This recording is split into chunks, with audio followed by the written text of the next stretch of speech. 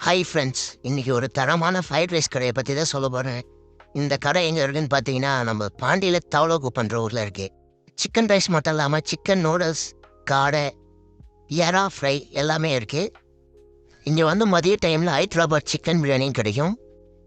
இந்த chicken rice, chicken noodles ரூ. 90 தான். ரூ. 90ன்றதுனால கம்மியாக தான் இருக்கணும்னா பார்க்காதீங்க, நிறையவே இருக்குது. அள்ளி போட்டு தான் தருவாங்க, கிள்ளி போட்டெல்லாம் தரமாட்டாங்க.